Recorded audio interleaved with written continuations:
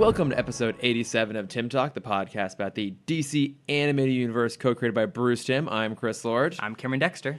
And we have our, I guess, technically our final entry in the Batman animated series, kind of, this week with Mystery of the Batwoman. Yeah. It's a weird thing. It was really interesting because... Was it? Well, I mean, for me, it was interesting because I've seen moments of this. Okay. And there was one scene in particular that I brought up to you a few weeks ago that wasn't in the movie, and now I don't know where it came from. What scene or it was might have that? just made it up. It's a scene where it's the three Batwomen running on a rooftop and Batman chasing them, and they, like, two of them split down alleys, and then that's all I can remember. But I just remember all three of them running together. That's all I can remember. Oh, interesting, because is this like a Mandela effect thing? Like, do I now think that exists Because you said it? Maybe. And it might not even be Batwoman. It might just be like it might just be an episode of something else where there's three female vigilantes running on a rooftop together. All dressed the same, though? In my head, that's what it is, but I could just be Because, like, putting there's no way different clothes that on would have them. been a promo, because they wouldn't have wanted to spoil the fact that it was three of them. Right. So, why would that have come? I don't know. I'm like, And I kept checking how much time was left in the movie to, like, see if it was Yeah. coming. And, you know, like, the final... Because I watched it on Amazon, and they tack the Chase Me short at the end. yeah. So, like, the final scene happens, And then and I check, and I'm like, oh, there's still 15 minutes left. Yeah. It's got to be here somewhere. There's got to be, Oh, like, a wait. post-credit scene. No. No. It's just that weird chase video. Mhm.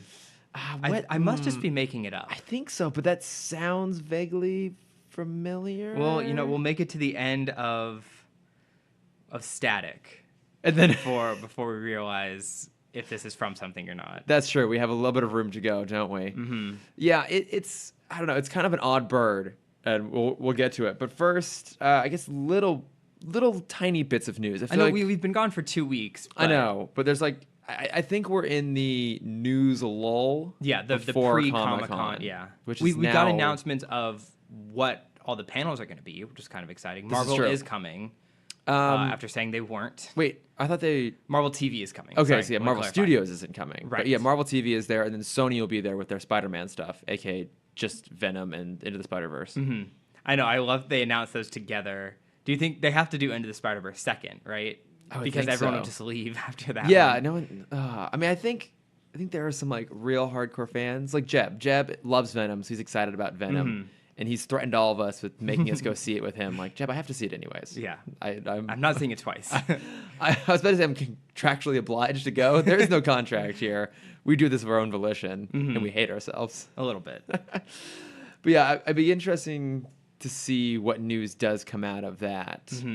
I think is DC going to be there? Oh yeah, DC's probably going to premiere Aquaman stuff there. Yes, we do know we're getting the first Aquaman trailer, Yeah, and and then maybe 6 more movies that six are more not going to and happen. more announcements. I know. Now I think did I read that they're not bringing any of the DC Universe shows there? I think they're bringing Outsiders, but not Titans. I don't know, because we got photos of Titans. That costume, that this Robin past week. costume's really good. Yeah, because I finally saw a photo not covered in Photoshop, so it was nice to Yeah. finally see one. Right? It does look really, really good. And I mean, the other stuff we've seen so far too, because I think it's just been Robin and Hawk and Dove. I want to say the only characters we've seen photos of. I haven't even seen the Hawk and Dove photos. Oh yeah, you haven't seen the Hawk and Dove photo? I don't think so. It's because Alan Richardson is Hawk. Thad Castle. Yay! Yeah, I know. Yay! Did you ever watch the movie The Blue? Yes. It was terrible. Blue Mountain State. Oh, it was so bad. It was really, really bad, actually. Yeah. Like, there was nothing redeeming about it at all. Like, No. oh, you can totally ignore this and just watch the show, which is the like show is great. It's way better than it should be. I feel like we've had this conversation before. Yeah. But I mean, we were kind of going back and forth in this whole like DC streaming thing. We're kind of like, they're giving us content that we know we want to see, but is it worth it? After what I've read and what I've seen, I mean, we don't know the pricing yet, which will be interesting, but it does seem like it would be worth it. So I have a little bit of news on the service. Not new news, but we got a kind of condensed list of everything that we know is going to be there. So for original programming, they did say we're getting both shows, movies, and comics, which is interesting. That was, I think, for me, what finally pushed it into the space of I really want to get this, because I've been saying forever that I want the DC equivalent of Marvel Unlimited, because I am still. I mean, you and I both prefer the Marvel films because there's better films. I'm still the bigger DC fan. Same. There's so much DC stuff I want to read. Like the Bombshells. I want to read the whole Grayson series when he's a spy. I've heard that's really good. I've heard Tom King's run on Batman is really good. I suspect we won't get everything. No. But They did announce the first what will be available opening day, and I forgot to write that. okay, yeah, I write think I saw down. that too. But do you remember some of it? I think we're getting all of New 52. Okay, that'd be good. And that was the first one listed, and that's the one I remember. Yeah, but I mean, we're getting it's Titans, Oh yeah, so original series, we're getting Titans, Doom Patrol, and Swamp Thing. right? Those are all live action, and then Outsiders and Harley Quinn for animated. Yes. I guess I just saw the still for the Harley Quinn animated series, and it looks very different. It looks very Adult Swim-esque, which I It kind kind of of does. like. Yeah, I think It looks like they'll play with it more. It is a comedy. Yeah, I think it's one of those things where I'm now pretty certain I'm going to get this streaming service. If they were just making that show, I probably wouldn't go hunt it down. But since I'm already going to be paying for it, I might end up watching it. So they announced the films they're going to bring. So we're getting all of the Superman movies, Batman Begins, Dark Knight, Batman Ninja. I'm surprised we're getting the Dark Knight.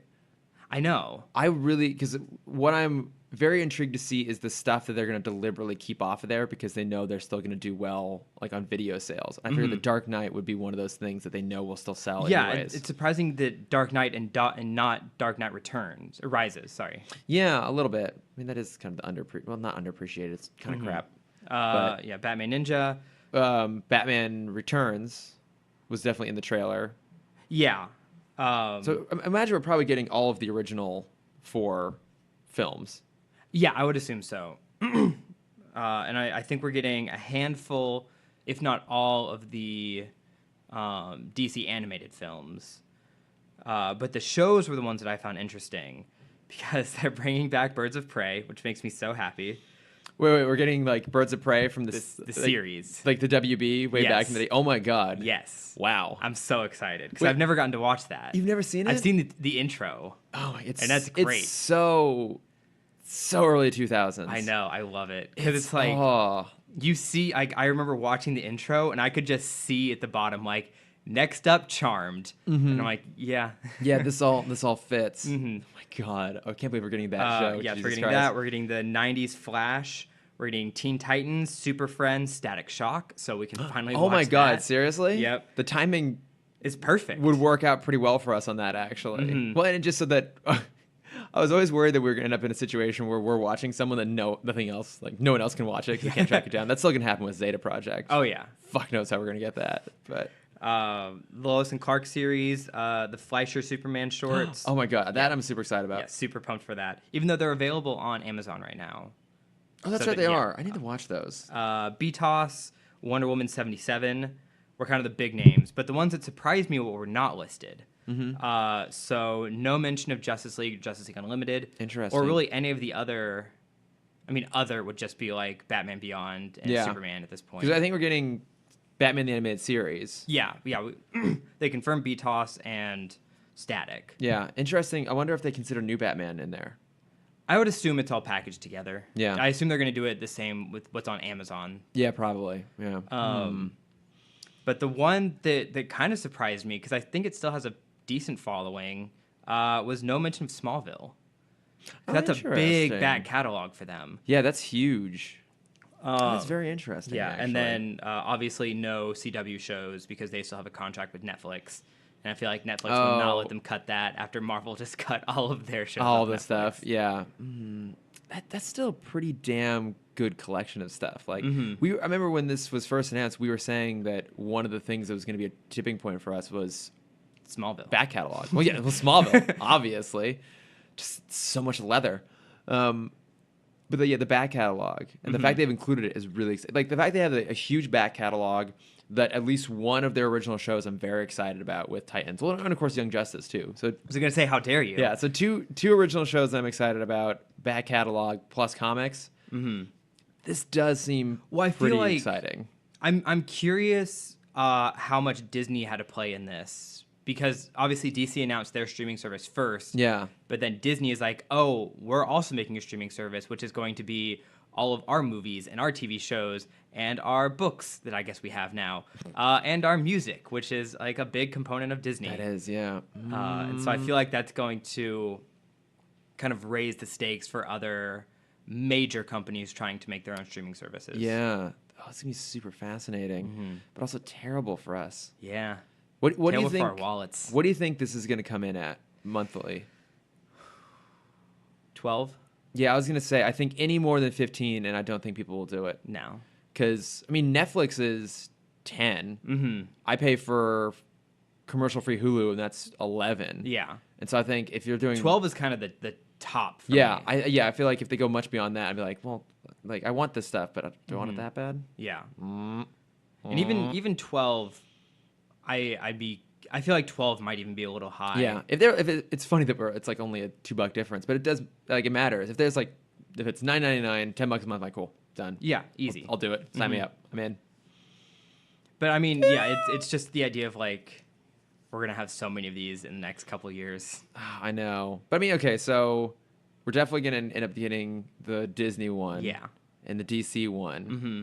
Is there anyone else who's gonna throw something out that it's like? I'm sure we're gonna get a Star Wars one. But I think that's all being part of Disney. You think so? I think Disney, because now I feel like if they wanted more money, Disney could easily open a But- separate Star Wars app. I think they There's so much Star Wars content. there is, but I think Star Wars content is gonna be a huge draw for people to get the Disney app in the first place. I guess for older audiences, yes. Yeah, I think the strength in the Disney app is going to be the diversity of content you're gonna get, right? Because especially like if you're a family, you're like, oh, I can get this streaming service that's gonna have like a huge back catalog of all the movies that my kids want to watch, so I'm not buying them on iTunes all the time.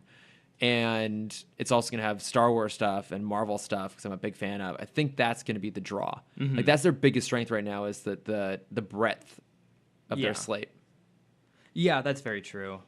But I mean, think about it. Like, I mean, what Star Wars doesn't have that much stuff if you think about it. So it's the movies, which I'll be very curious to see if those actually end up on there or not. So, but outside the movies, there's Clone Wars, Rebels. There's the Tartakovsky Clone Wars, the new Clone Wars. Right, but Rebels. will they include the Tartakovsky I if that's hope so. non-canon now? I know, but I mean, it's obviously the superior one, and I actually really like the CGI Clone Wars. I have an idea for you.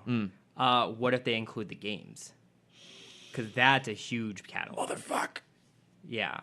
So that's 30 years of video games. Oh my and they just God. put out like, even if it's just like one a month. And you can you can either play it for the month or you can buy it and just have it for good on the Yeah. service. Like Now, that would, especially since services are available. I was gonna say since services are available on every Console, but if you Yeah. don't have console and PC, if you don't have a console, though, if you're like an Apple TV, might be like a bonus feature. yeah, but because I mean, as far as I know, there's no way that I know of to connect a game controller to a Apple TV or something like that. They want you to do it all on like your iPhone, which is kind of dumb. Yeah.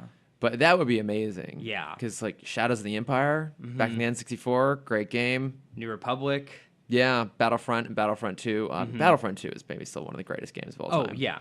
I had a dream the night I was playing Battlefront 2. And I woke up and I was so sad.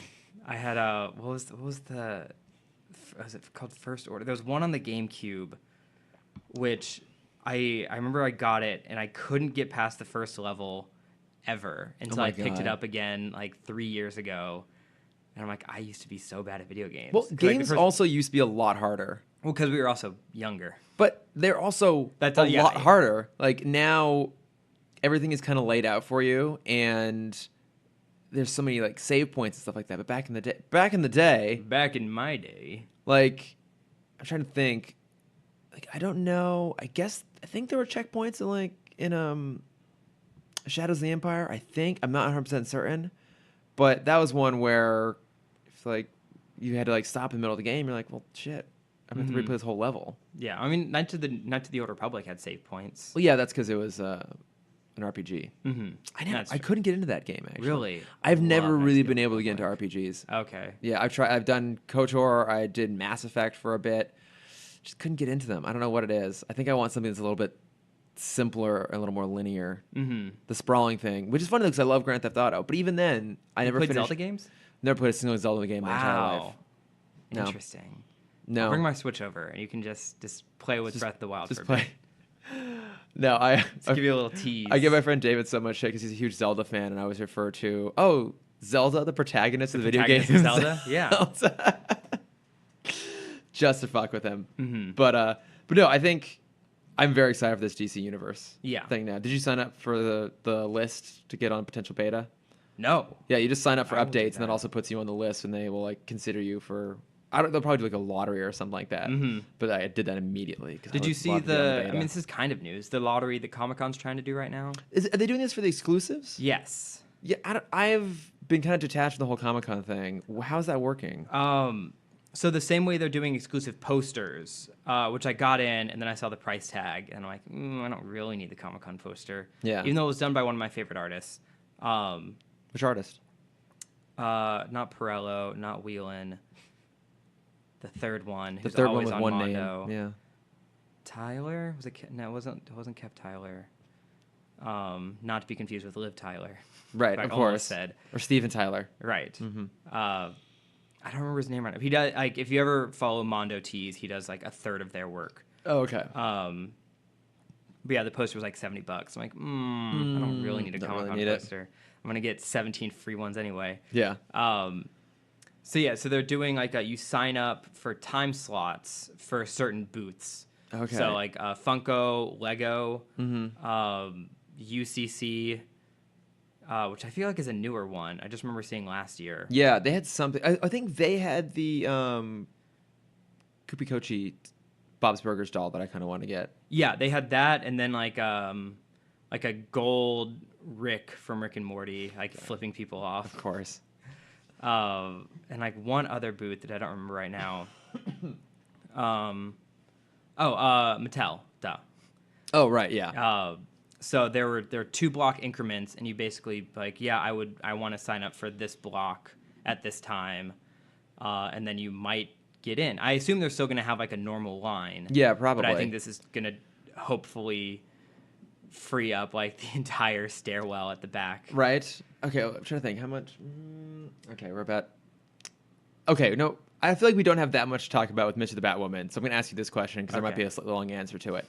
How much longer do you think Comic-Con is still going to be fun? So I have a very different approach to Comic-Con now.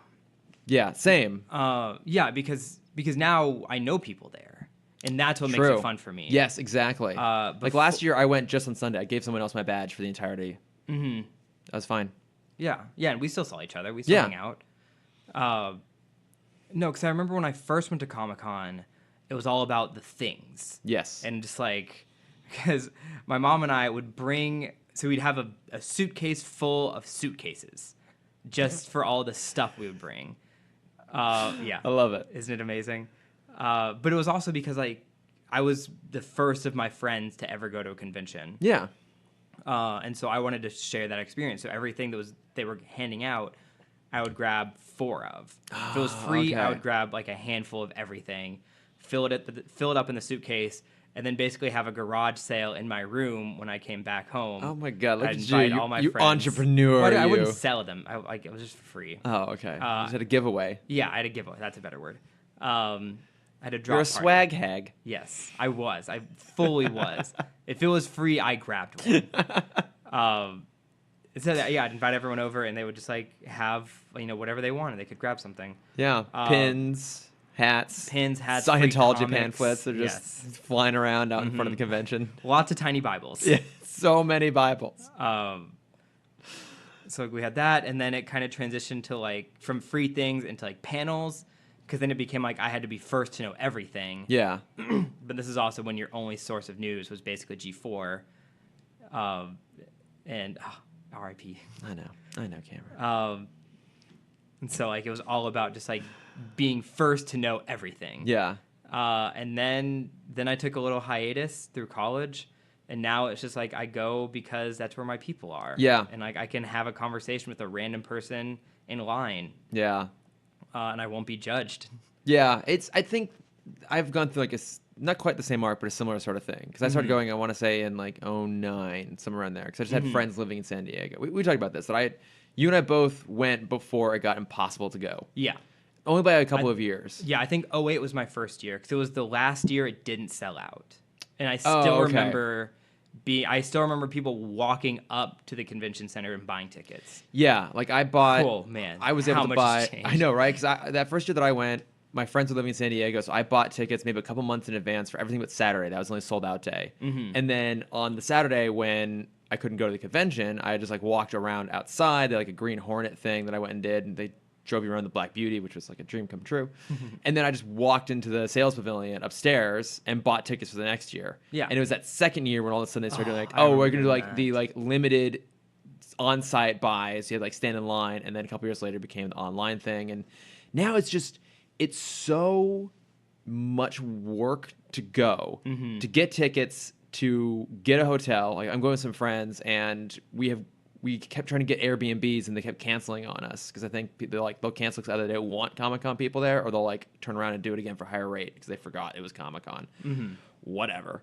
But it's just so it's become such a frenzy. I feel like Disneyland is becoming similar Oh, to it me too, absolutely where is. it's like it's losing some of its appeal because it's just so crowded and so crazy, and it's getting so difficult that I feel like conveniently around the same point where I'm going to get kind of tired of going is where I can probably find my way in via the industry.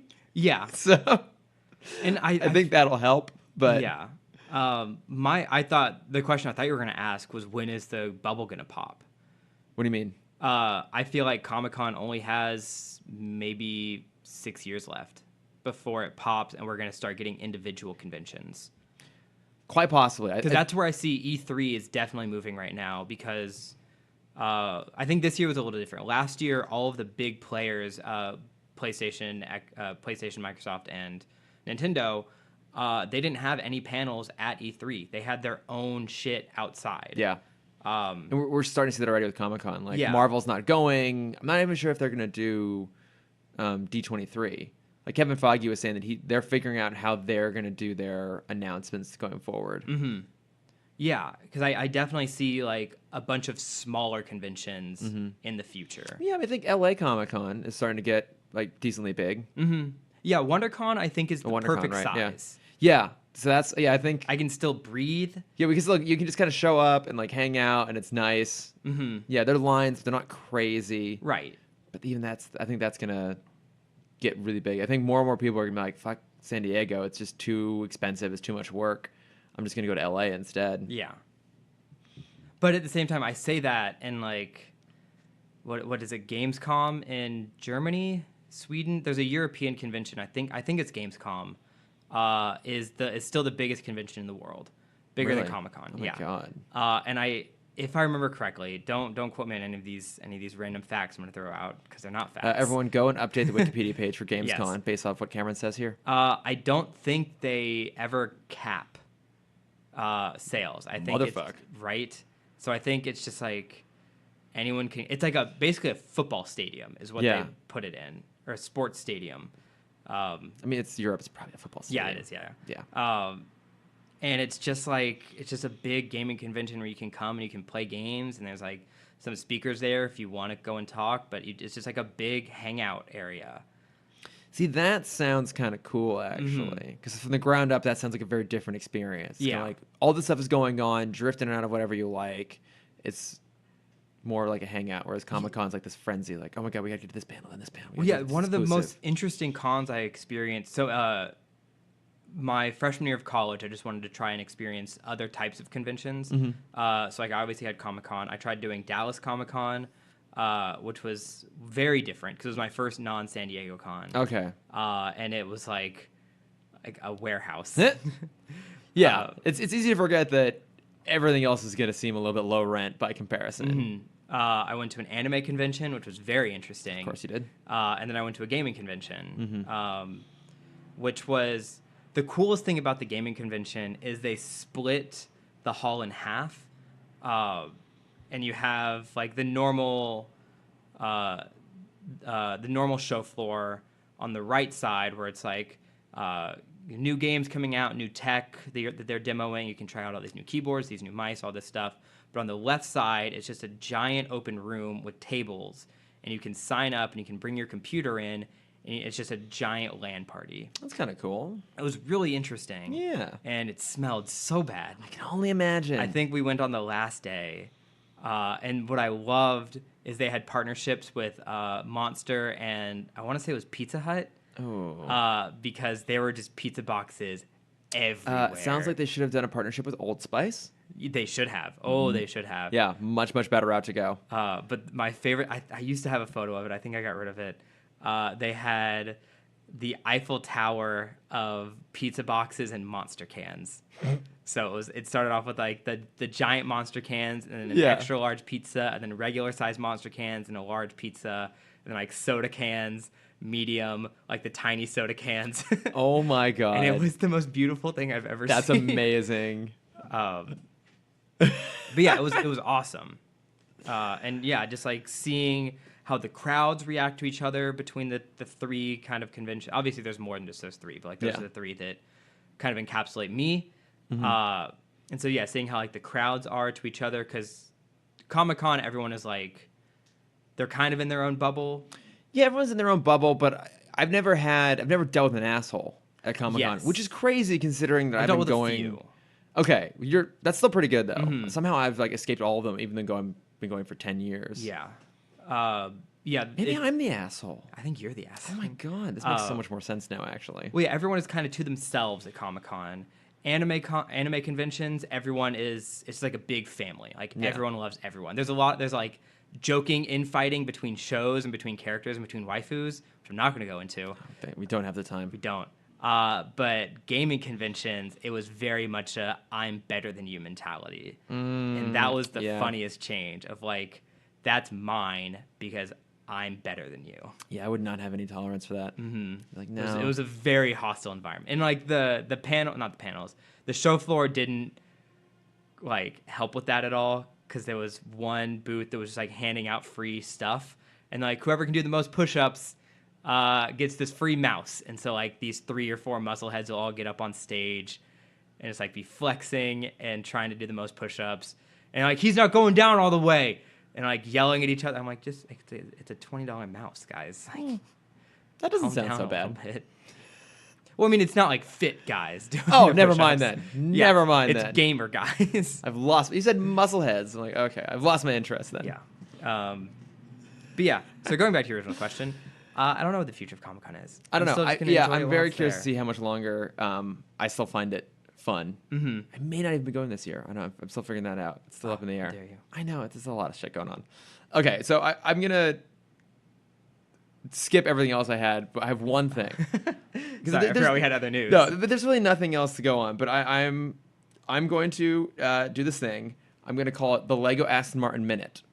And I'm going to set a timer, and I only have a minute to talk about I'm gonna use the restroom. What's happening with the Lego Aston Martin. So here we go, starting. Okay, so we have had a few like tweets / Instagram posts that have been quoting both Goldfinger and Skyfall, meaning what we're most likely getting here is the DB5, but the minifigures. The Golden Skyfall? What? The Golden Skyfall? The Golden Sky. What? It's just piss. No. No. No. It's a dumb joke, Cameron. You're interrupting my minute.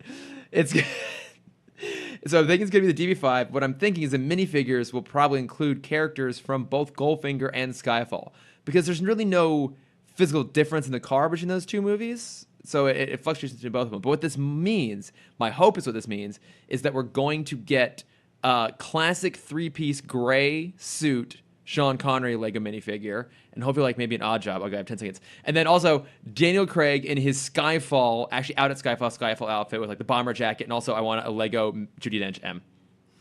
That's good. I came in just under the minute. I'll have one question. Okay. Because I do enjoy Legos as well. For the Lego 3-piece suit, will it just be one chest, or will it be like the vest that you can put on Legos, but like a vest and then a jacket which has a tiny little button? I wish that were the case. I wish there was tiny little Lego suits I could put on them, but it'd probably just be painted on. But that'd make me so happy if it's. I would love a real Lego suit. I know.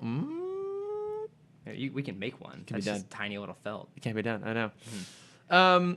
Okay, but I think at this point now, Talk about what we're supposed to talk I about think now. like a half hour in, we haven't even got. But like honestly, I'm not like. Okay, so Can we just talk about the first line of the movie? what's the first line of the movie again? Jeez Louise, it's a woman. Oh God, fuck, that's right. Okay, so That's not the first line. The first line is it's like one of the it's first Batman. lines. It is Batman. Yeah. I think. Jeez Louise, So it's a woman. do you, okay? This will tie back in. I promise. When the Fox fanfare comes on, if you're sitting down to watch a movie and the Fox fanfare comes on, are you always a little bit disappointed when it's not Star Wars? A little bit. Okay, same. Like that's what it always has to be. Like that is for me what has to follow. And what I came to realize when I rewatched this is when they do the Warner Brothers home video fanfare, when it's not Mask the Phantasm, same thing. I'm always because that is what I've watched the most of with that little bit of music. So right from the beginning, I'm like, oh, this isn't Phantasm. Yeah, and it just I very think far from. so far from it. I think that mentality I'm never able to escape because I watched this a few times as a kid. Like I saw it when it came out, and I've like watched it subsequently. But this is the first time in a long time that I've seen this. I think there are some very clever ideas here. I think the execution is not great. Yeah, because I think the most interesting thing about this is it's the first time we see Batman wrong in his detective This work. is true. I didn't think about that. And but you're I right. found Yeah. that fascinating. Yeah. Of like, because there was a moment where like where Tim goes up to him. And he's like, "What's wrong, Batman?" And you can just like see his frustration. Yeah. And I feel like it's the first time Tim has seen Bruce so distraught. Yeah. Of like, what do you mean you don't know who it is? And Yeah, I'm because like, he always like, he jumps to conclusions, but his conclusions are very well founded. yeah. I think maybe we've already talked about it at the beginning, but that reveal is interesting. But what did you think about? It kind of ties into your comment about like, oh look, a woman. This is 2003 is when this came out. 2003. I feel like this suffers from a lot of the same things the DCAU suffers from in general, which is there are times that you can tell they're trying to be a little bit progressive, but then they're at the same time not. Yeah. Like they fall very short of it. This reminds me, as all things do, of James Bond. In particular, You already had your minute. No, that was just for Legos. In Moonraker, when they have the Bond girl is a aerospace engineer, also a spy, also a trained pilot, but her name is Dr. Holly Goodhead. It's kind of I feel like this movie is a little bit of that. Yeah. Like it's cool to see Batwoman show up. She's able to trick Batman into he's not able to figure out who she is. She has her own agency. She has her own driven mission. She's willing to go further than Batman will in terms of achieving that mission. Oh yeah, that line at the very end is probably the best line in the movie. Which one is that? When Sonya's packing up her stuff at the police department, and Batman comes in, and she asks him, she asks him like, next time I see you, you'll have to tell me, something like, how you don't go so far. Oh yeah. And she says, when I put on the mask, I can't even see the line anymore. And I mean, one, that's just like the best metaphor I've ever heard for cyberbullying. Oh my God. Yeah, you're right. Like it's so accurate to today that I like that line. Just like The power of anonymity. yeah, I didn't even think about that. yeah, and like you can really see Batman's restraint because this is like most villains and other vigilantes that pop up in Gotham. They're Batman just going like one thing too far. Yeah. And I've always thought that this general idea was interesting. I think it's always fun to see Batman have to deal with another vigilante because it introduces the element of hypocrisy Yeah. for him. Like, you know, Which Alfred even calls him jokes out on. Yeah. Yeah. It's like, you know, we can't have a vigilante running around Gotham. It's like I'm heaven not forbid. gonna touch that. Oh yeah, it's like, oh, as they say, what is it? As they say in the streets, I ain't gonna touch that. Yeah. Because it is interesting because he's basically decided he's the only one who can get away with it. Like if you aren't him or part of his team, if you're not like a bat sanctioned vigilante, he basically has no tolerance for you. Yeah. We even see that a bit in the comics, like Huntress. And we see that comes back in like JLU too, although it's a broader canvas. Mm-hmm. But Huntress in the comics is like this one person who's like tangentially connected with the Bat family, but not. Yeah. And so she kind of gets a pass, but Batman also gives her a lot of shit. You've read Hush. Mm-hmm. Yeah, like we see that a lot in Hush too. Like she just wants to be part of the Bat family. Yeah. And he's like keeping her at arm's distance. So I liked that idea here of him going up. And I think from that perspective, they do play with it a little bit. They give it a little bit of room to breathe, even though it's not like the primary thrust of the story. Mm-hmm. Yeah, and he's very much lenient. Isn't the right word. That's very far from what I'm trying to say. He's not as harsh with them when he does find them at the very end. Ooh, the tits. Sorry. No, I was just trying to think of other vigilantes. But yeah, he is very like, this is my game. Oh, what I was trying to get to, was how he not only sees himself as the only vigilante, but he sees himself as much as he jokes about not being, as much as he says he's not above the police, like how much he's definitely puts himself above the police department. When he was talking to Sonia the first time, and he's like, "Here, I have this evidence," and he's like, "Pulling evidence is a crime," and he just like stares at her, like, which I guess is not gonna keep you up at night. He gets a few good stares in here. Mm-hmm. I think maybe the best moment for me in the whole thing is there's that one Duquesne's one goon who just keeps getting the crap beat out of him. And the goon goes to investigate a noise at the townhouse. He opens the door and just sees Batman. And Batman just stares at him. He's like, nope, nothing here. Closes the door. Yeah, like that's like very much perfectly in the tone of the DCAU comedy. Mm-hmm.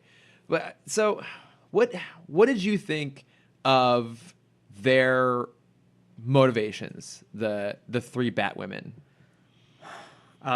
So just to make sure I can remember them all. You have Sonia, you have Rocky, and you have... So you have Kathy Duquesne, mm-hmm. the daughter of Carlton Duquesne, mm-hmm. whose mom was killed in an assassination attempt when she was a kid. He is the kind of the muscle / security for this huge this huge weapons deal with Thorne and the Penguin. Mm-hmm. You have Rocky Ballantyne with a B, not Valentine with a V, mm-hmm. which threw me off. Ballantyne, who is super smart but also clumsy, mm-hmm. and which I feel like is just a Clark Kent kind of thing, because you see her when she's not in front of people, like when Batman sneaks into her apartment. Yeah, she has a lot of in this movie. Yes. Oh no. Yeah. Oh yeah. Because the moment when the goon walks in on him in Kathy's room is he's fiddling through her drawers. Yeah, just rifling through those drawers. Through clothing drawers. Yeah. It's like Batman. Also, who keeps clothing in their nightstand? A lot of people in movies, apparently. Yeah, this throws me off. Like, no, you don't put clothing in your nightstand. Was it a nightstand? I thought that was a I'm pretty sure it was. I thought it was a nightstand next to her bed. I don't know. I don't know. I also watched this like over a week ago, so I've probably forgotten the details. But in my mind, I remember it. But that happens sometimes in movies. Like, no one puts clothes in a nightstand. Right. That's where like sunglasses go.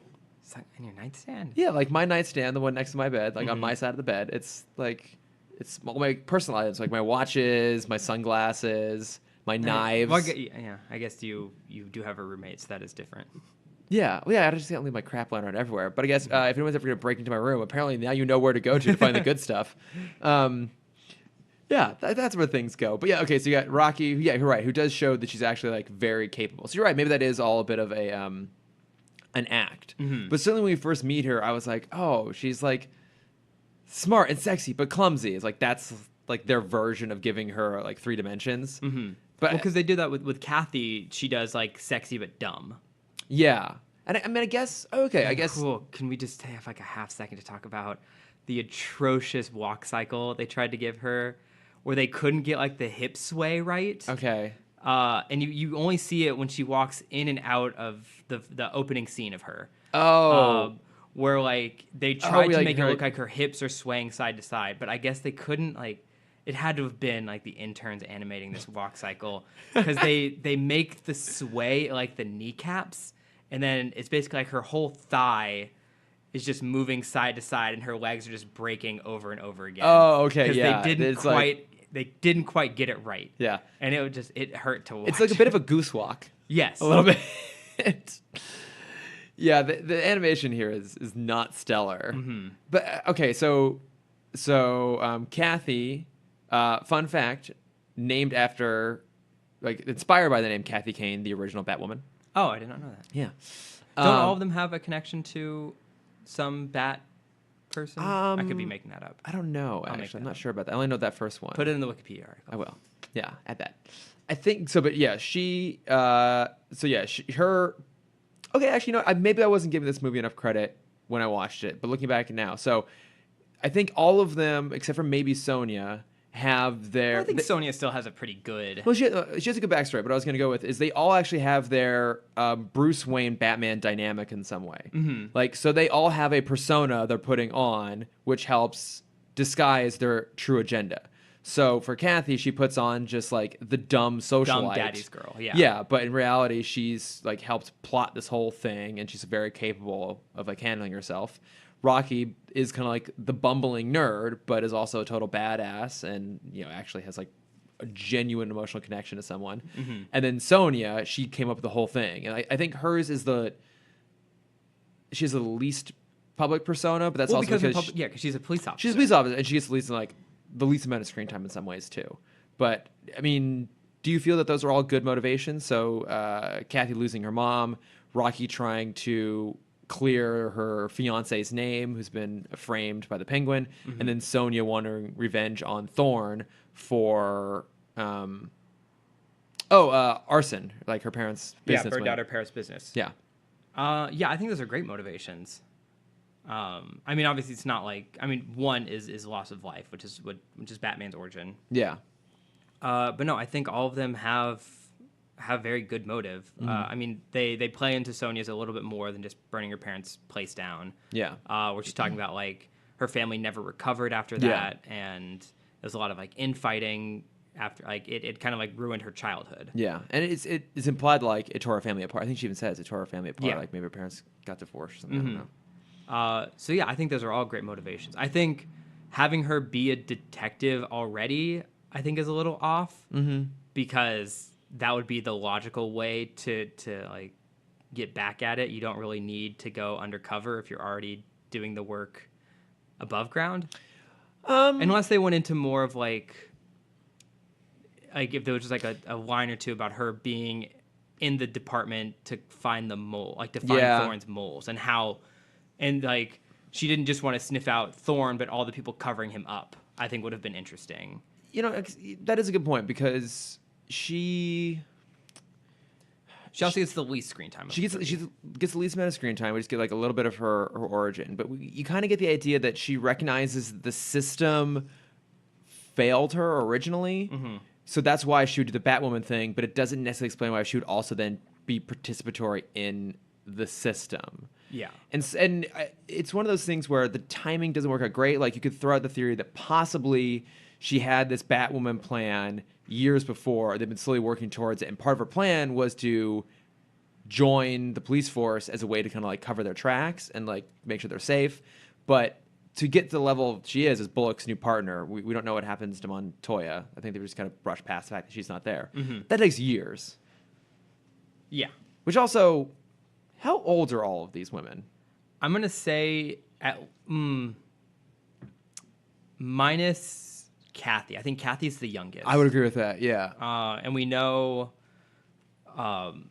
Rocky and Sonya are at least similar in age because they were roommates in college. Yes. I'm going to guess those two are 30. Oh, wow. Late 20s, early 30s. Were you going to say younger? I thought a little bit younger. Well, because we also know that the plan's been in motion for at least 4 years. It's true. Because Okay, Rocky's yeah. fiance, Rocky's Yeah, that's fiance right. has been in jail for 4 years already. It's okay, so maybe... Well, then, I mean, she didn't have motivation until 4 years ago. Yeah. So I guess they're probably late 20s, but they didn't necessarily have to have concocted the plan while they were in college. They could have known each other from Yeah, college. I feel like Sonia had the plan Like for probably, a while. yeah, it's probably like Sonia had the plan. And was just trying to find the pieces to put it together. Yeah, and then maybe like she and Rocky ran into each other somewhere, or like went to go grab coffee because they were like still friends after being roommates. And like they were like bemoaning their similar situations, like, oh, like the blah blah blah blah. And then maybe similarly, Rocky had been talking with Kathy in their art class, and like they figured out No, like Sonia and Kathy were art class because they were the first two suspects. Right, that's And okay. he asked Robin to find the connection between Oh no, it was Kathy and Rocky.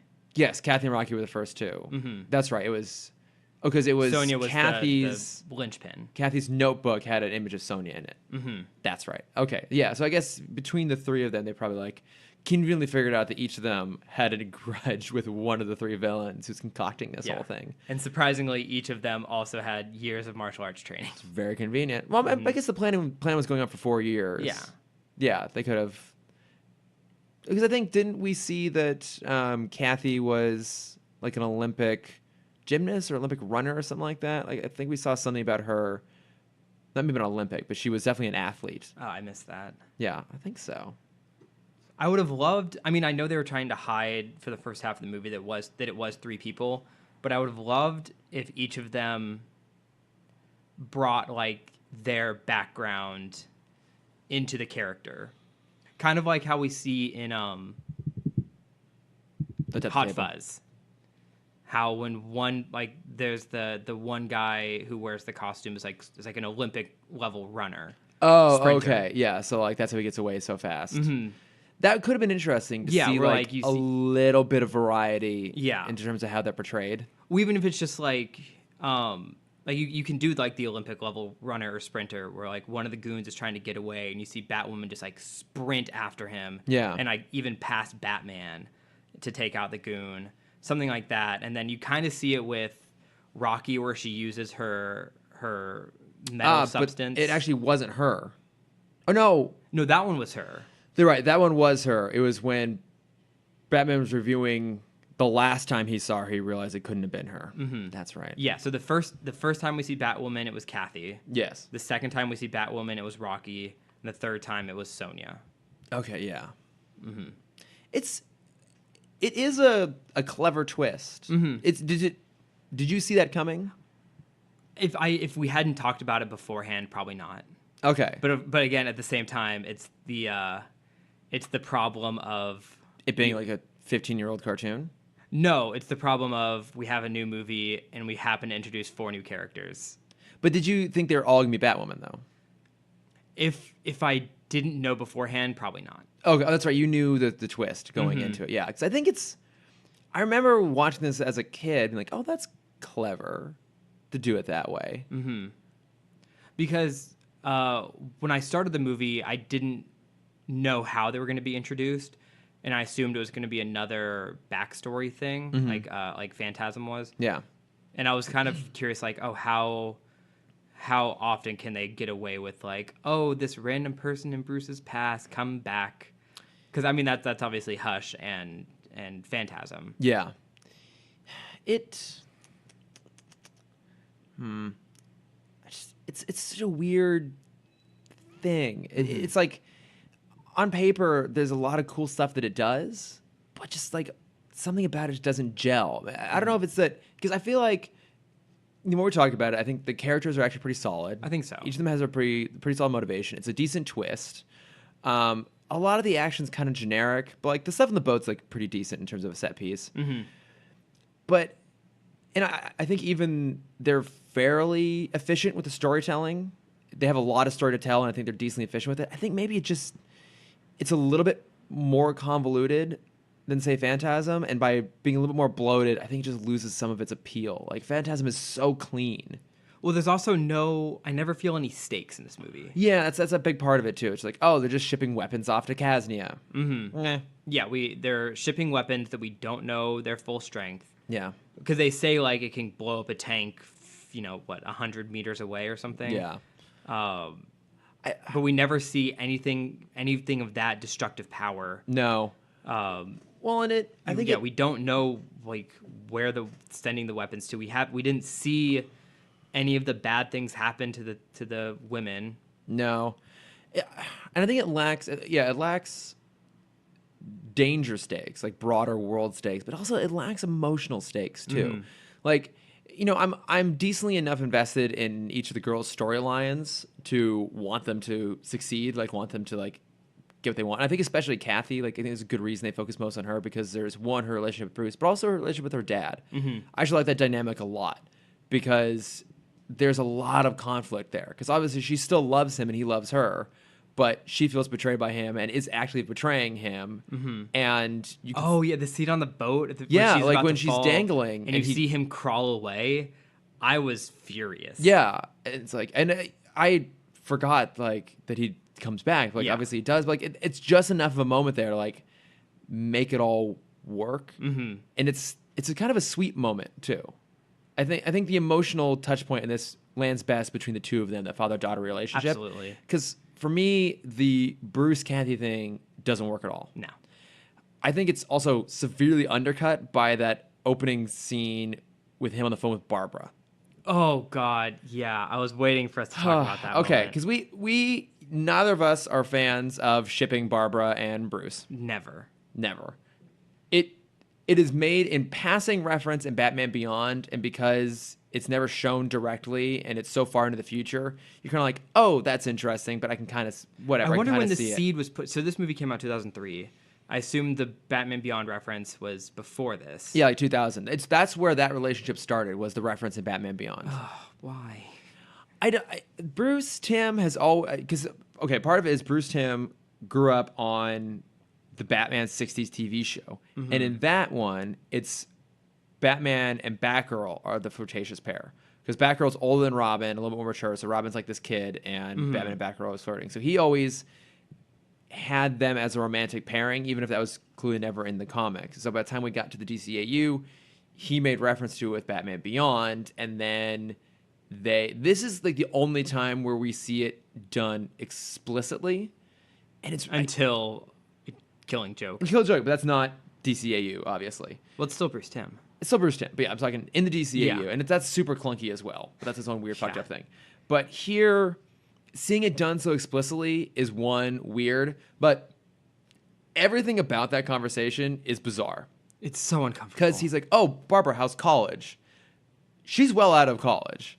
So, and I'll put it in the plugs, but like Maddie Washburn and the guys at the DCA Watchtower did an episode, a YouTube video about Batwoman, trying to figure out where in the timeline it falls. And it's really hard to pin down because it's clearly set before the flashback of Return of the Joker, because Robin's still around. Yeah. But it's like well past the new Batman adventures, because they clearly make an effort to make Robin seem older here. He's like a little bit taller. He's got a different voice actor, a little bit deeper voice.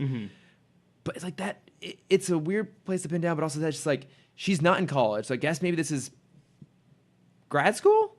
Yeah, I could see grad school. I guess it's grad school, but it's still like, it's weird that he says college, because then he is probably what, 35? Yeah, I'll say that. Here. Okay, we know he's been Batman for at least 10 years in this, because Sonya makes reference to seeing, didn't he show up at the crime scene or something like that when her parents, like the arson happened 9 years ago?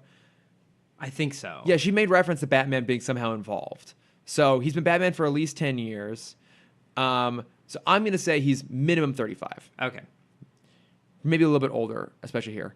Barbara, I think, was probably supposed to be around maybe 25 here. So that's a 10-year difference, which for Bruce, I guess, is pretty normal given all the women he dates. And that's about especially Kathy's, watching the chase scene. Especially watching Chase, my God.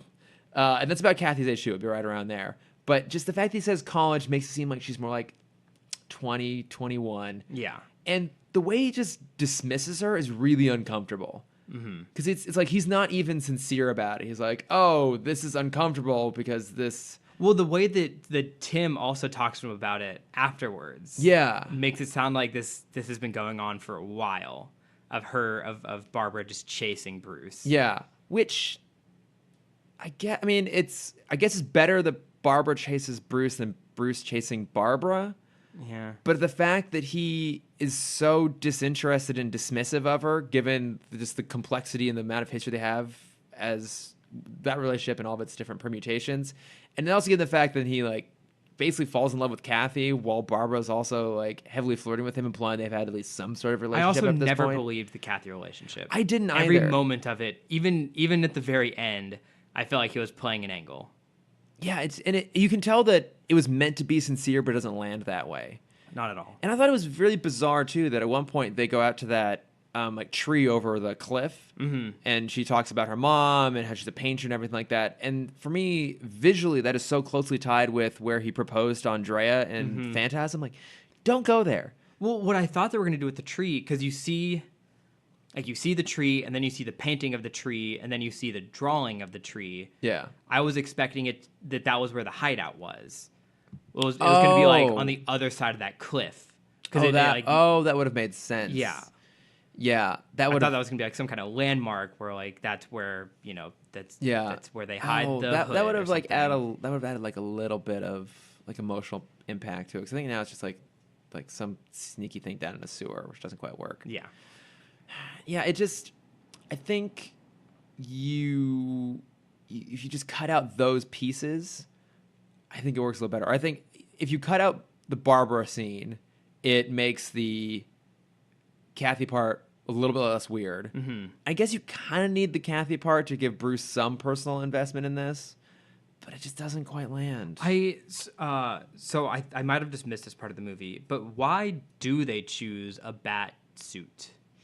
Is it because he was there for there's a line about it. I think I'm trying to remember what it was. I think it had something to do with like, because I want to say Rocky said we should have just done our own thing. Yeah. I want to say it was Sony was like, no, like it was them like not trying to capitalize off Batman's image, but it was it them trying to make a splash? There was a line. I can't remember what it was, but don't remember it really justifying why. I remember they chose. Rocky saying, I remember Rocky being like, "Why did we do this?" Because obviously, when we chose a bat, it's gonna get his attention. Yeah, it's gonna get him on our back faster. Yeah, maybe I'm trying to remember.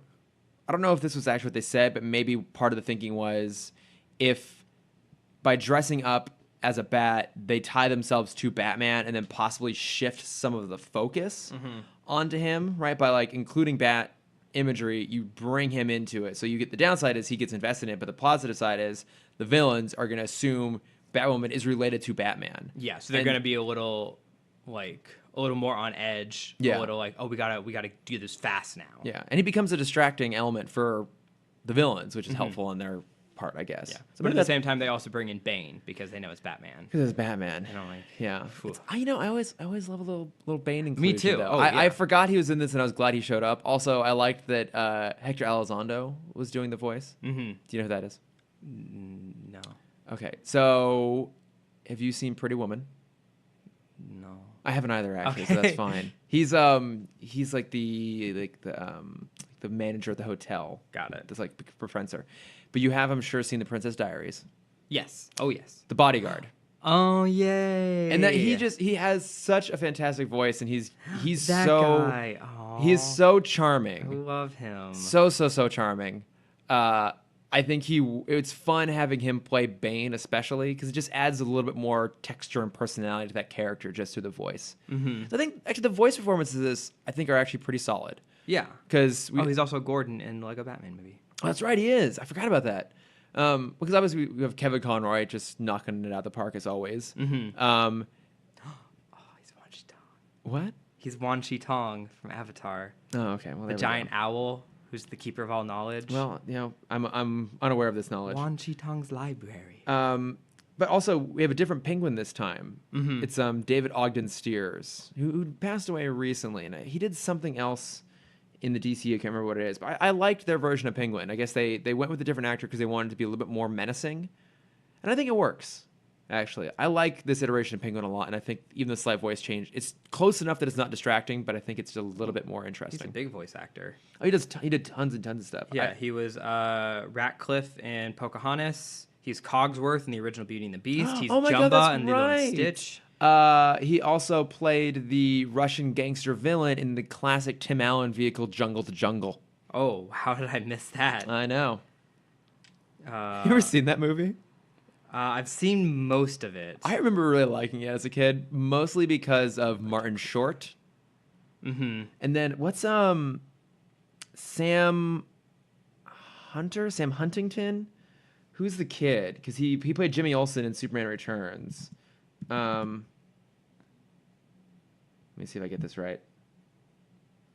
Oh yeah, Sam Huntington. Also, he was good in that. Also, I didn't realize at the time, but I totally had a crush on him.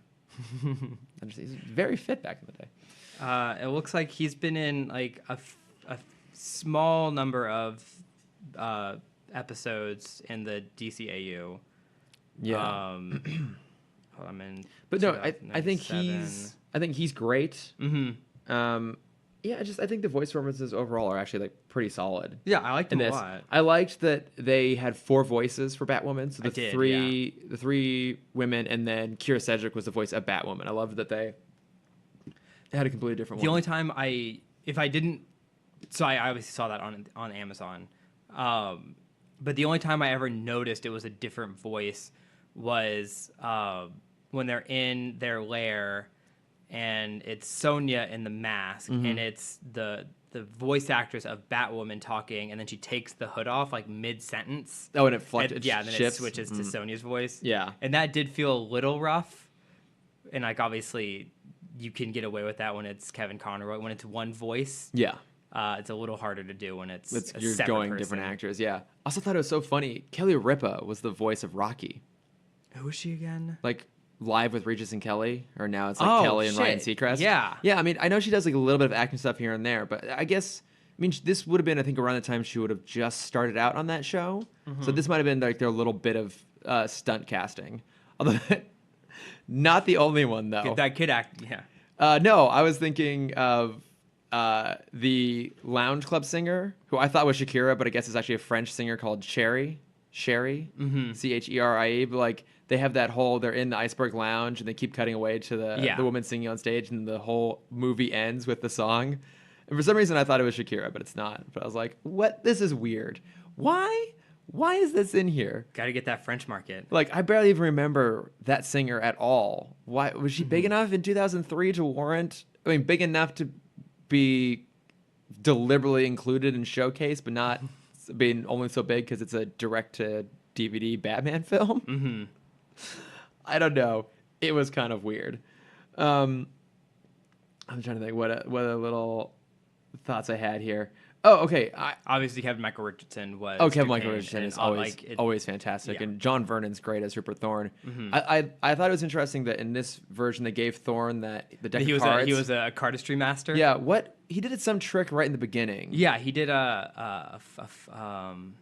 he did a one-hand cut. Yeah, and then he like pulled out he was doing like magic tricks. Because I was gonna ask if you can do that trick. I can do a one-hand cut. Yeah. I don't remember what the trick was, but the one that I thought was weird was he pulls his they walk into the toy factory, and then obviously the weapons manufacturing is underneath, and he pulls the key card out of nowhere. Oh, it's like out of a sleeve, yeah. Yeah, and I'm like, is this necessary? I know, why wouldn't you just like put it in the deck of cards maybe? That's what I was expecting. Like, out of your jacket. Like he was like gonna like pull out a queen and then like flip it around, and that was going to be the key card, and he was going to swipe that. Maybe that would have been cool. Maybe this is what he was doing when he was in prison. I guess so. Is he was just learning how to do magic card tricks. Also, do you think the inclusion of the deck of cards at the beginning was all reverse engineers from that great moment when they revealed that it's Kathy as Batwoman, and he like lets the deck slip and it smacks Penguin in the face? Oh yeah, they wanted that gag. I love that gag actually. I laughed out loud. I got a solid response from me. Yeah, it's silly, but I liked it a lot. Also, Thorne doesn't talk in this movie at all. He's not in there a lot. No. He has one line when he finds out that it's Kathy, but I think that's the only line he has in the film. He gets a few of the lines. I can't think of any. Yeah, I mean they're not big lines though. I think Penguin does more of the talking. He's also just a little bit more interesting, and obviously Carlton. That was what I wanted to bring up. Yeah, because talking about Thorne being now a card master. Oh, hi, buddy. We have our newest member of the podcast here. Not newest, he's been here for a while. I know. Hi, Yogi. Hello. Oh my God, yes, you got your shark. No, Penguin is bad again. And He's always been bad. Yeah, but in New Batman, at least he was trying to play neutral, and he was kind of staying out of crime. No, I mean he was a fence. Yeah, I guess so. He always This I feel like he's more involved in this one. I would agree with than the this. other This is ones. him his most explicitly criminal Mm-hmm. in the new Batman Adventures. But I think it still works. Yeah, It does. Yeah, I still like this very specific role he's found in the Gotham underworld. Mm-hmm. I kind of wish we had more cameos, though. I mean, I get that it was already a pretty stuffed film and expensive just from a voice acting perspective alone, but it would have been fun to see like a few other people pop up somewhere. Mm-hmm. Who do you think would have fit in this kind of film? You can't really do the Joker because that's like too big. Here's what I want. I want as they're wheeling Penguin back into Arkham, you see Ventriloquist and Two-Face, and they kind of like look at each other like, I thought we were the only ones that had personality problems or multiple personality problems, and instead like and Would have been great. wouldn't have been amazing. Would have been a great bit. Like that's the post-credit scene right there. I love it. Yeah, it'd be so much better than that random and I Cherry thought we song. had multiple personalities. That's the line. There we go. There we go. Mm-hmm. Nailed it. Call up Alan Burnett. See if we can get that Remake. retconned in. I don't know. I'm trying to think. What I did think was interesting is, so regardless of where this falls in the timeline, where it falls in production order was in 2003. So at this point, we're post Batman Beyond. We're middle of Justice League, right? We're almost done with Justice League. Yeah. Oh no, are we in early JLU? Because JLU was ended in 5, right? We might be. I think it's very interesting they would have made this film when they did. Mm-hmm. Just because it's weirdly a little bit out of place given what's going on. Okay, this would have been about halfway, a little more than halfway into the Justice League run because that was Okay. 01 to 04. So it would have been in Got it. production like partway through Justice League. Mm-hmm. But it's just so interesting that at this point we've kind of moved outside of Gotham. We're spending time with Batman as part of the Justice League. We have had future Batman defined by Batman Beyond. Mm-hmm. But I also guess this is around the time of Static, though, as Yeah. well, right? So we're still spending time with Batman in this design. Mm-hmm.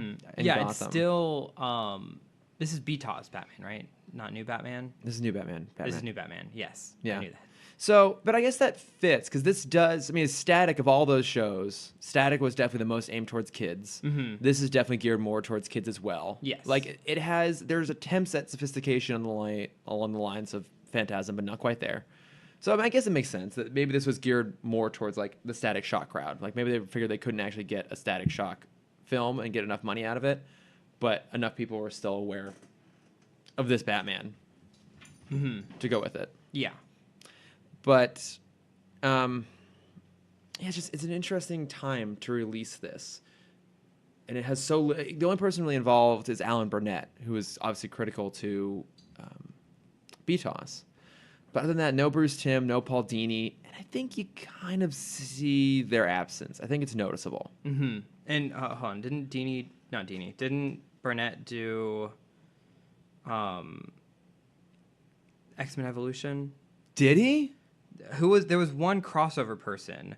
Kirkland, that's what I'm thinking of, sorry. Boyd Kirkland, who did a lot of the original okay. BTOS episodes. Oh, man. He was a big writer on X-Men Evolution. on Evolution, yeah. God, that show is so good. I know. And you can see why. Like, he got to start on BTOS. Yeah, it's amazing. That is the art of that show. Mm-hmm. We won't get into it. It's too much. Fuck. Sorry. Just a quick side note, because we haven't had enough tangents in this episode. We Clearly really not. haven't. We've been pretty streamlined this week. So I started rewatching The Simpsons from episode 1. Oh, Jesus Christ, man. Oh, because How much free time do you have? I just do it while I work. It's just on in the background while I'm doing work. Yeah. But I didn't realize Brad Bird worked on the first 8 seasons of The Simpsons. He did? Yeah. He was the executive consultant. No shit. Yeah. What? Yeah, right? Because I guess... That kind of makes sense, actually, if you look at his later work. You can see a bit of that influence. Yeah. Because I was Googling what exactly that meant to be a consultant for The Simpsons. Yeah. I'm like, did he just live in, like, a small town? He lived in Springfield? Yeah. But no, apparently he did an animated short right out of Cal Arts. this would have been like 84, 85, that Fox almost picked up because it was really good, but it kind of it kind of brought the same feel of a 3-camera sitcom to animation. Oh, interesting. And so he was a consultant because Fox liked the tone and like the style and tone of his short.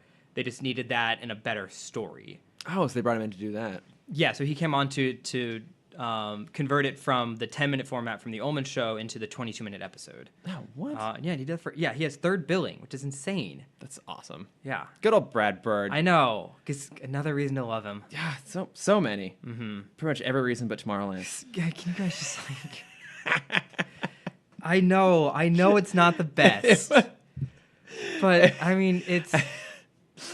How nice was it for you to have someone else be the target of abuse while doing the Incredibles podcast? It was unbelievable to just like be able to speak my mind freely.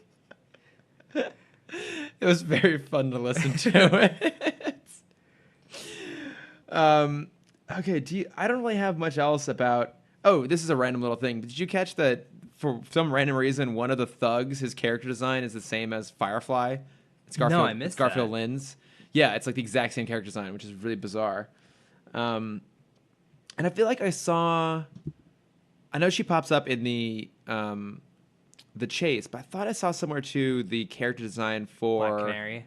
No. Oh, I think she did pop up in there. Black somewhere. Canary was in the Chase. Yeah, but no, I was thinking, what's Plant Lady? What was the name of the woman Bruce married?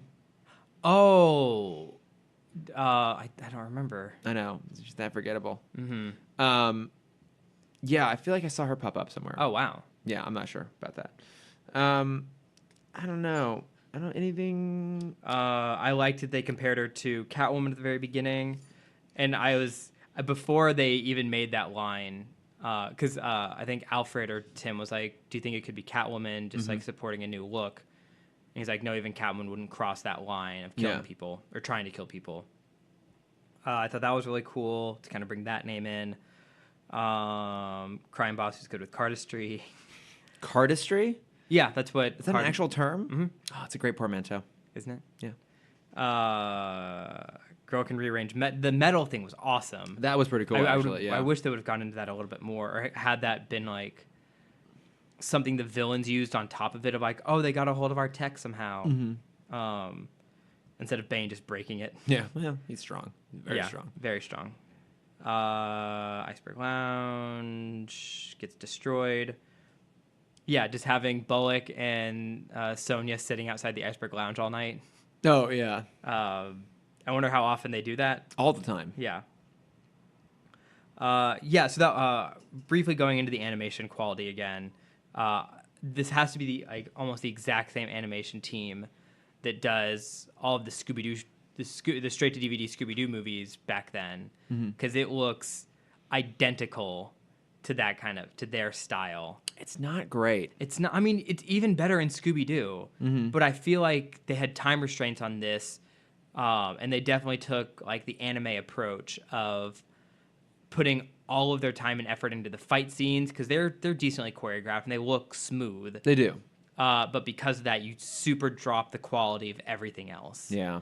And it's like usually that's pretty common in a lot of animation houses. But usually you can't see this much of a difference.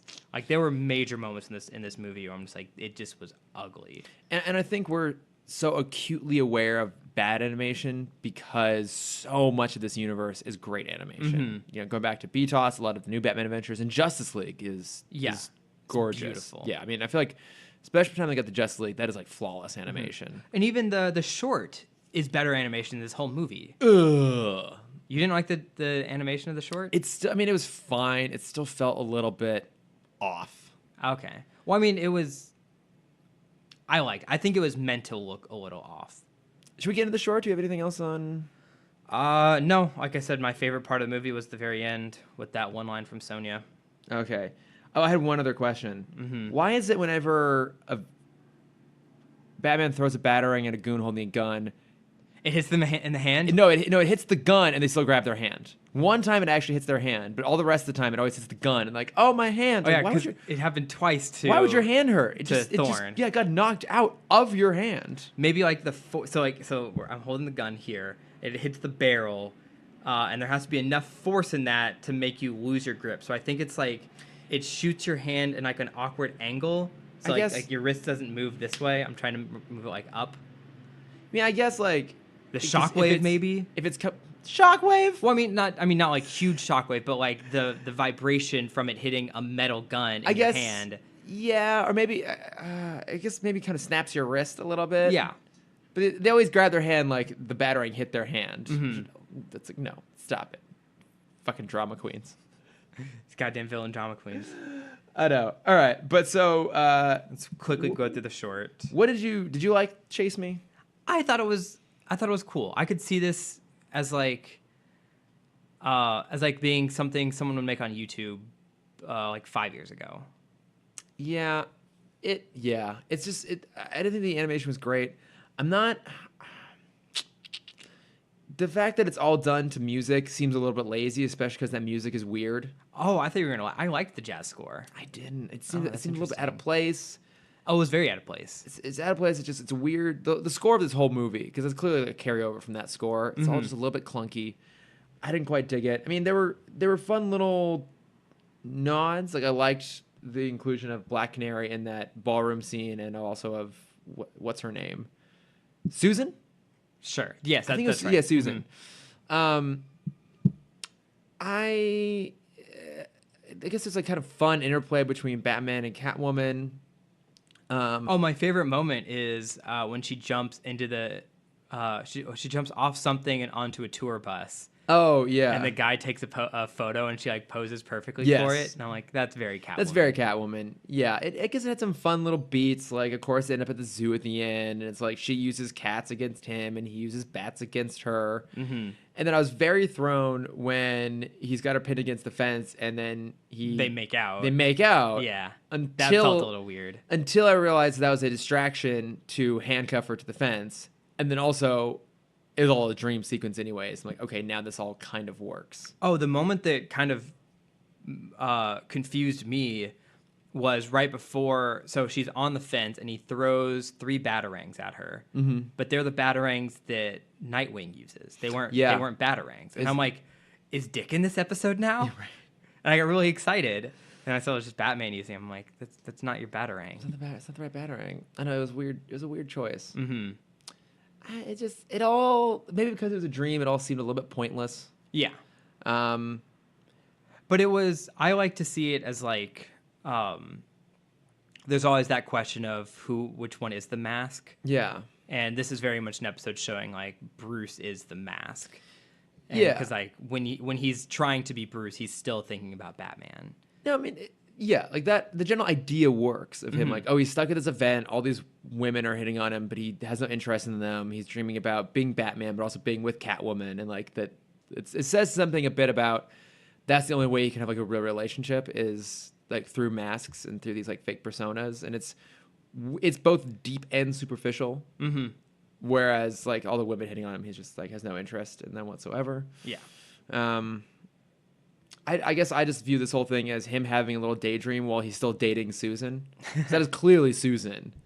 Yeah. So it's like they're still dating, and it's like before he's like falling completely madly in love with her. And he's just like, oh, this boring event, and I'm just daydreaming away at the window. I liked it because it was written by Paul Dini. It was in fact written by Paul Dini. Mm-hmm. One quick thing: there's not nowhere near that much milk inside of a oil. I know. I thought that was so funny. Why is there an oil tanker full of milk? One, and how Because the is- Catwoman bit. Oh my god! Like, how is there like Enough to flood the streets. flood the streets like to knock Bullock over? Mhm. What? I know. What? I know, but that's like just a big animation trope. Like It's so stupid. I just don't get it. It was quite silly. Mm-hmm. Whatever. Yeah. I don't know. I'm glad they threw it in there. And yeah, I feel like this. It doesn't have to fall anywhere in the continuity really because Catwoman's not actually in it. Right. So yeah, it's all it still fits that she's off cavorting around Europe. Shall we get on to notes from friends? Let's do it. Okay, so we got a little bit of stuff here. I don't know if you saw on Instagram, but I have been so oh, for anyone. you're Yeah, social media blind. yeah. Until I meant to Comic-Con. make a post. I meant to make a comment about this in the last episode. Yeah, I've been on a social media blackout for the past 2 weeks. It's rough. Man. Yeah? It's weird. Sounds kind of nice though. It is. I mean, parts of it are, but like parts of it really show how addicted I am to it. Shh, it's okay. It's okay. It's all good, bud. How addicted I am to social media because like I had to. So I completely deleted the Instagram app. Oh, and wow. I put the health app there because it looks like the Instagram app. Oh. And I can't tell you how often I click that just out of habit. Do you then do anything with the health app? I like to see how little I've taken steps today. Oh, that's nice. Yeah. That's good to know. Well, okay, so So yeah, what's been going on in the social world, man? Give me my Paul hit. Hill did this awesome drawing of the Condiment Love King it. that he tagged us Oh, in. that's so good. It's really, I mean, we both love Condiment King, and this is a beautiful, beautiful print. So thanks, Paul, for that. And then, so our last canonical episode, we'll call it, like last BTOS episode or DCAU episode, was the end of Superman, obviously. And so both Gordon and Paul commented on how like they were kind of in agreement with us that like the show itself isn't great, but what it does is really expand out the DCAU to let in room for other heroes and help set up Justice League. Yeah. Like by going into Galactic and bringing Darkseid and Aquaman and Green Lantern and all these other And people. Magic. And Magic and the Flash. And like I think without Superman, we really couldn't have Justice League. Beyond the fact that we need Superman to be in Justice League, but without broadening out that world outside the scope of Gotham and that like that narrow band, really what followed afterwards couldn't have worked. I think Static too. I think Superman helped set up Static. That I think it did a lot to like expand out the world. So I think from that regards it's pretty good. And I think there's actually some pretty decent episodes in there. Just way fewer decent episodes. I know. Yogi's jumped up on the table here to join us as we podcast. What do you think, buddy? You just want all the loves. Yeah. All the loves. I don't know if you probably didn't see this either, but there's this artist, Otis Frampton. I don't think he tagged us directly, but I think we were tagged in a link to it. But he drew the characters from the Tim Burton Batman films as well as the Dawn of Superman films in the DCAU style. Yes, we've talked about them before. Yeah. I love those. Are real. Those like, are really good. Obviously, I have a weakness for anything DCAU style, but it's really fun to see those characters done in that. So that was pretty cool. And then I love it too because after our run of Jack puns in the last episode, I forgot about those. Maddie tagged us on Twitter. I think I still have it up here. It was really funny. I'm so glad I got that last one in there. Just to fuck with you. What even started those? I don't even know, but it was like while listening to Tim talk. It's the You Don't Know Jack. Yeah. It was good. But yeah, as always, thanks for reaching out, guys. We appreciate it. Yeah. It makes it fun. Bat plugs. Yeah. What are you watching, listening, or reading? I went and saw Jurassic World Fallen Kingdom. How much did you hate it?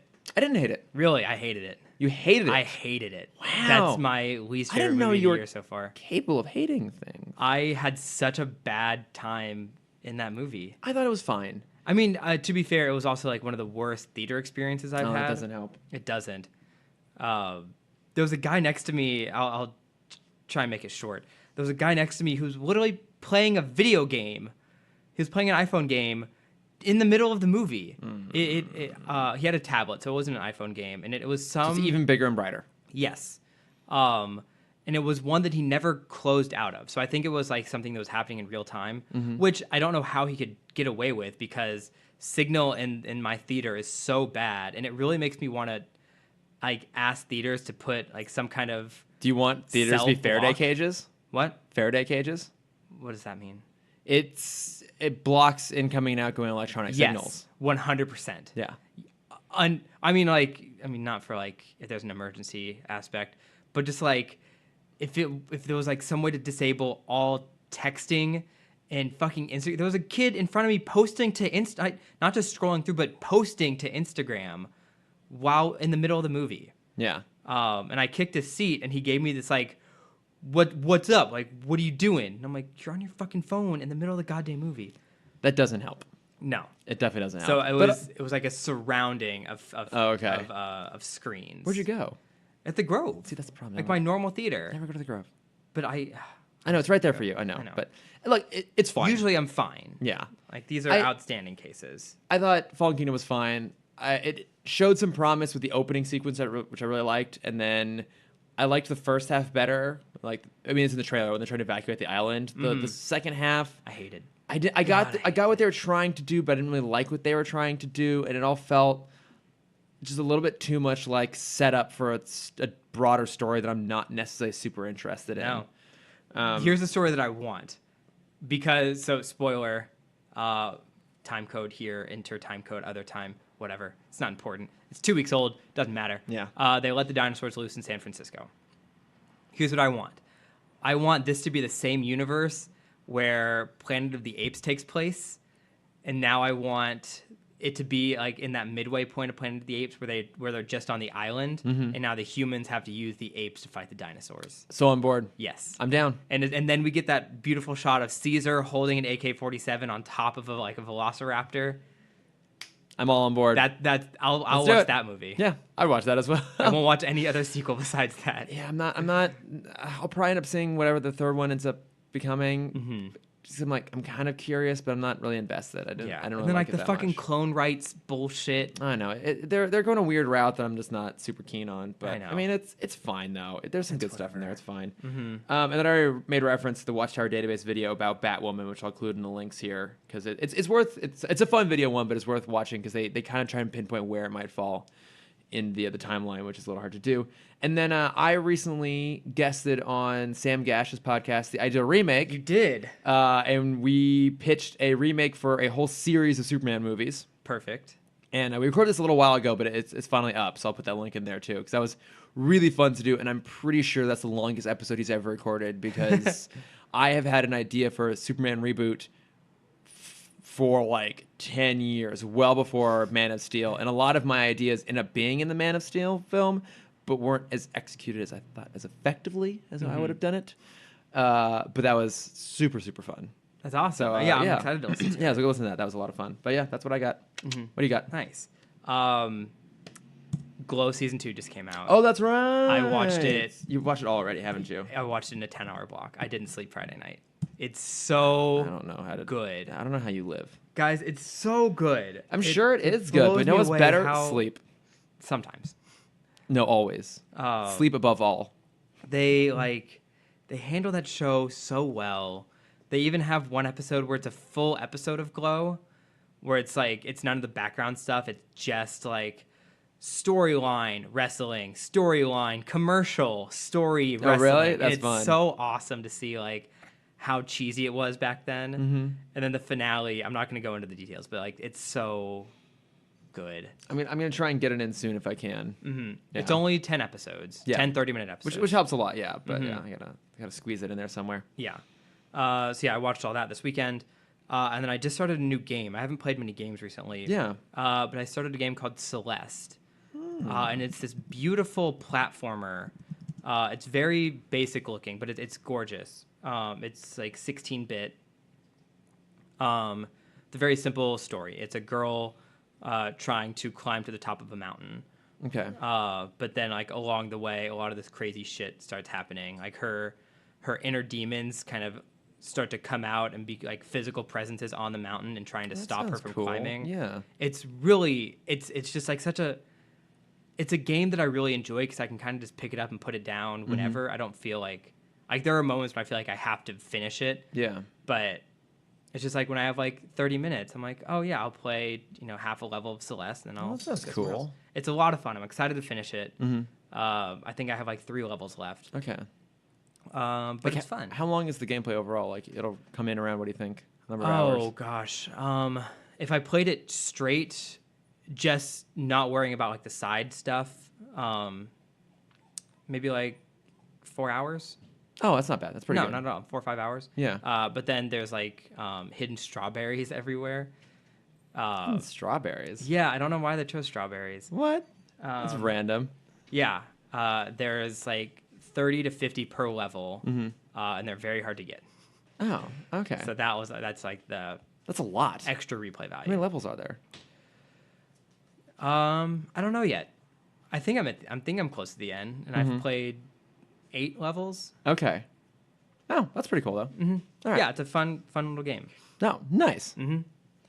I think that does it. Yeah. Anything else? No, I think we've gone plenty long at this point. Yep. But yes, if you do want to reach out to us, we are at Timm Talk Pod on Twitter, Instagram, Facebook, and Gmail, and YouTube. Weirdly enough, I am personally at Lordifer on. I had to stop and think for a second. Instagram and Twitter. That's the one. And I mean, you're not gonna be on social media for a little bit here, Yeah. but anyways, where can they find you If they you want to to see my backlog of stuff, That's true. Yeah. you can find my face at CamDexter_Adventures. You can find my art at Cameron.Dexter, and you can find my group and I's t-shirt company at Core Memories Co. There you go. Yeah. I know you have this sweet, incredible shirt. I had to get one of those. And now in tank tops. We want to tank tops. That's what I really need. Yeah. Make it happen. All right. Well, thank you for listening. We will be coming along to Batman Beyond. Yeah. Batman Beyond next. Which I'm so excited for. I know. Oh, cannot wait.